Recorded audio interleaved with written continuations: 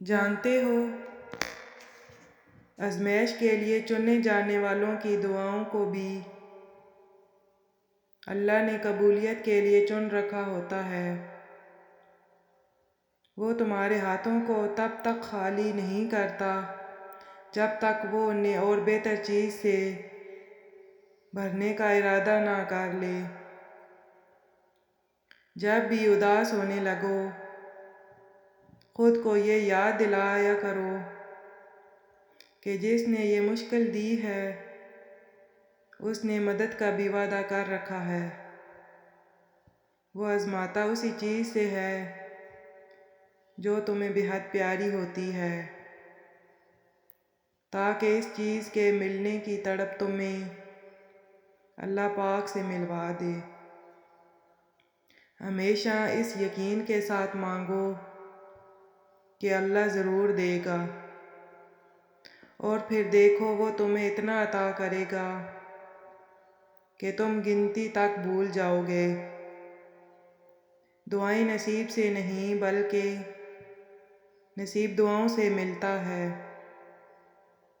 اور کائنات کے سارے معجزے دعاؤں سے ہی تو ہوتے ہیں۔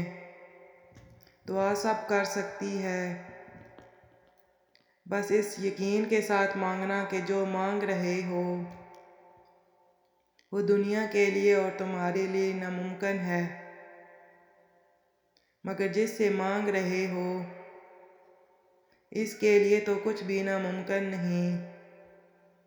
وہ تو پوری کائنات کا مالک ہے، جو اس پورے نظام کو چلا رہا ہے، جو رات اور دن کو بدل رہا ہے، جو آج تک تمہیں ہر بار سنبھالتا آیا ہے۔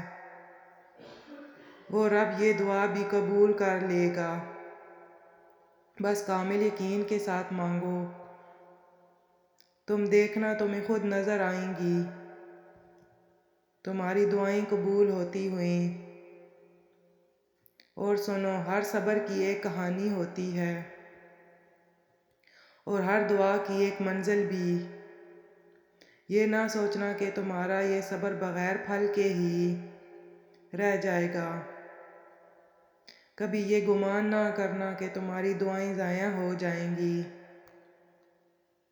یاد رکھو، جس رب سے تم نے امید لگا رکھی ہے نا، وہ اس پوری کائنات کا مالک ہے۔ تو جس نے تمہاری یہ تقدیر لکھی ہے وہ تمہارے حالات بدل دینے پر بھی قادر ہے۔ بس تم اپنے رب کی رحمت سے کبھی نا امید نہ ہونا۔